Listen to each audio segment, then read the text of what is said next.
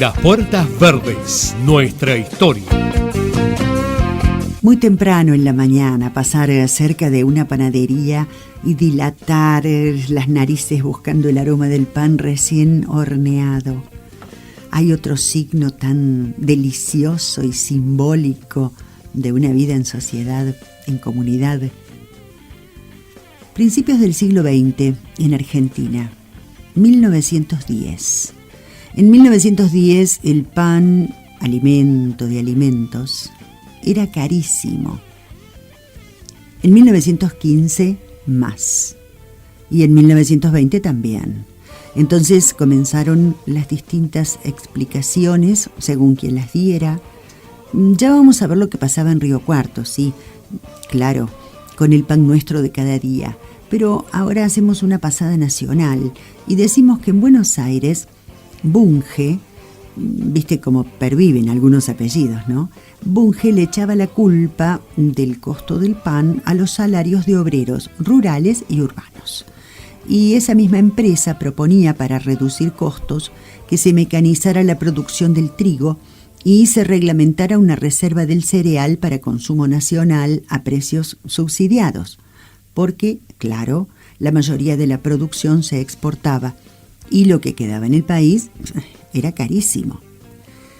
Por el otro lado, los socialistas, los sindicatos obreros y los anarquistas, muchísimo movimiento anarquista en esa época, 1910, decían que la culpa del precio exorbitante la tenían los formadores de precios y denunciaban, en ese entonces, hace más de 100 años, denunciaban a 5 empresas, a Cargill, a Dreyfus, a Bunge, Continental y Georges André.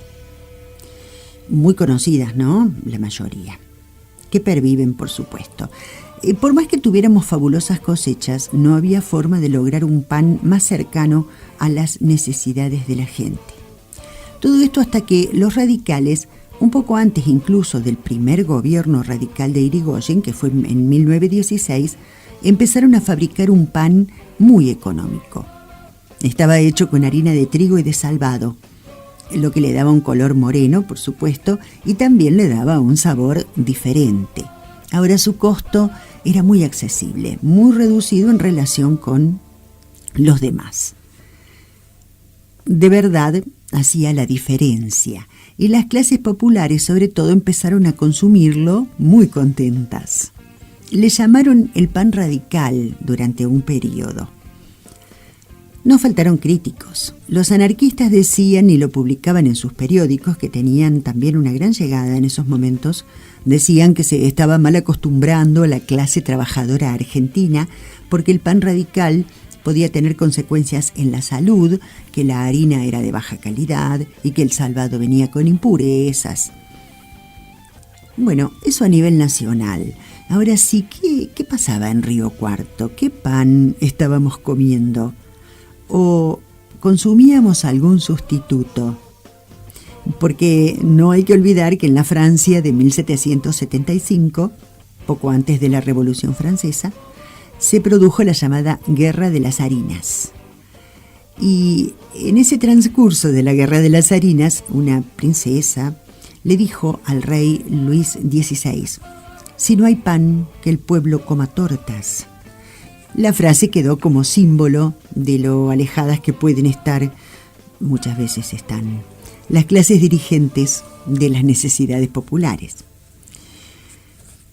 En el Imperio, en Río Cuarto, ¿se comía buen pan o consumíamos tortas?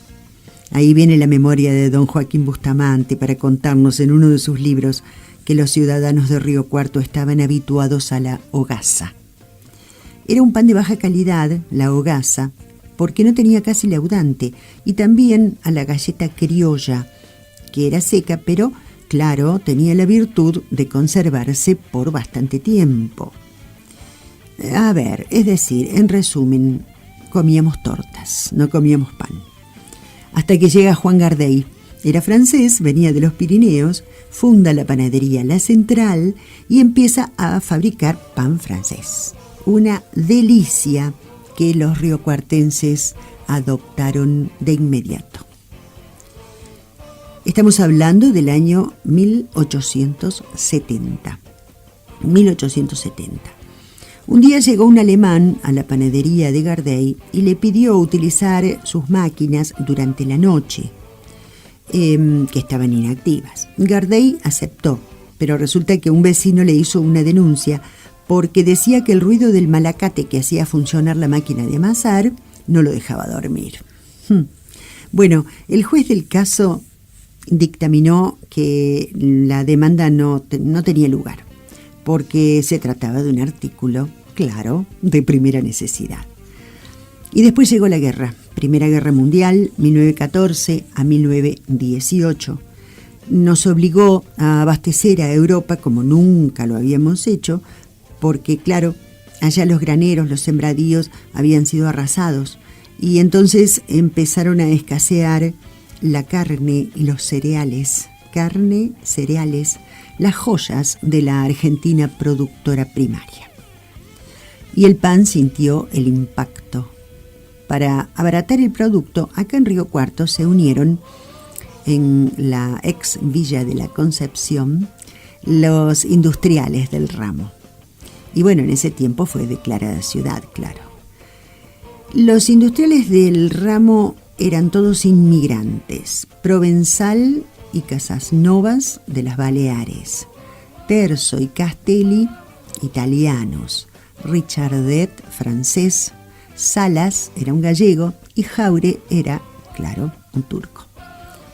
El proyecto funcionó muy bien durante 2 años, pan bueno y barato. Y después apareció el pero. Porque al administrador de esta sociedad se le dio por fabricar un pan de menor calidad.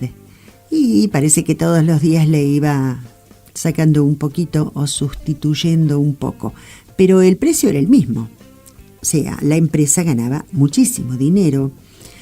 Pero los riocuartenses lo pagaban muy caro y no tenían opción. Era lo que se dice un mercado cautivo. Este estado de cosas continuó hasta que apareció Juan Cejuela y puso un cartel de latón en la vereda, anunció un pan mucho más barato. Lo llamaron traidor desde el gremio, pero el pueblo lo eligió. Y como desde aquella sociedad, desde aquel monopolio o trust, no modificaron los precios, al poco tiempo se fundieron. La sociedad se disolvió, algunos continuaron con el rubro, pero ya Juan Cejuela había plantado bandera en la ciudad y nada volvería a ser como antes, ni para el pan ni para las tortas.